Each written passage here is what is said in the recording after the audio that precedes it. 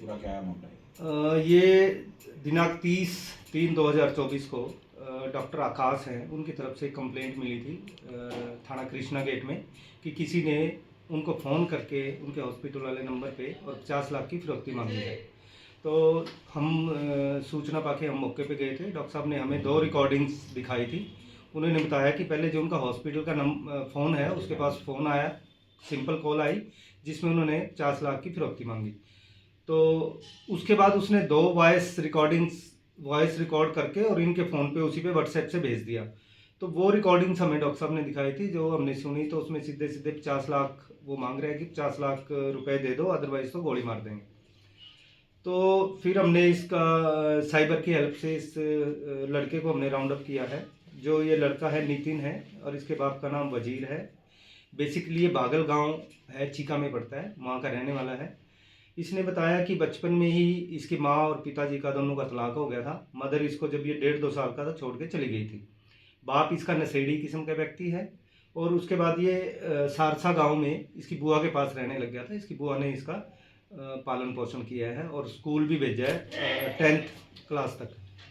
तो अब ये लड़का यहाँ भी सारसा में रहते हुए गलत संगत में पड़ गया था। यहाँ काफ़ी लड़ाई झगड़ों में इसका नाम आ गया था, तो इसका फूफा इसको वापस इनके गांव में छोड़ाया था। वहाँ से ये दूसरे लड़कों के संपर्क में आ गया।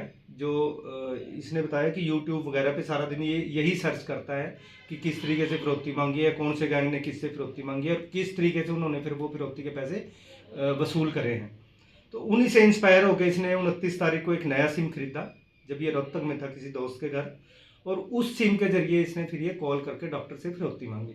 बाद में इसने जो वॉइस रिकॉर्ड्स भेजे थे वो दोनों डिलीट कर दिए थे और वो फ़ोन भी अपना बंद कर लिया था। तो इसमें एक लड़के को हमने नितिन को गिरफ्तार कर लिया है। आज कल गिरफ्तार कर लिया था, आज कोर्ट में पेश करेंगे, इसको रिमांड पे लेंगे।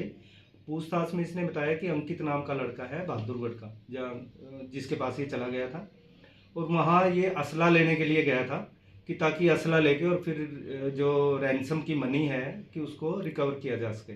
तो इन द मीन टाइम ये हमने इसको गिरफ्तार कर लिया है।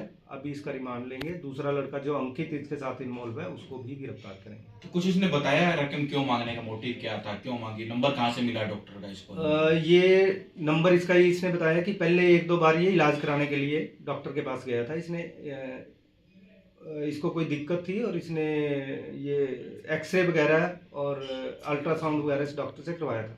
अभी इसने देखा कि थोड़े दिन पहले ही डॉक्टर ने एक नई बिल्डिंग बनाई है और वहाँ भी इसने, जैसे इसको पता था लोकल उस पर कि डॉक्टर के पास काफ़ी पैसे हैं, तो इसलिए इसने योजना बनाई कि डॉक्टर से ही पैसे मांगने हैं, क्योंकि इसकी बुआ ने भी इसको घर से निकाल दिया।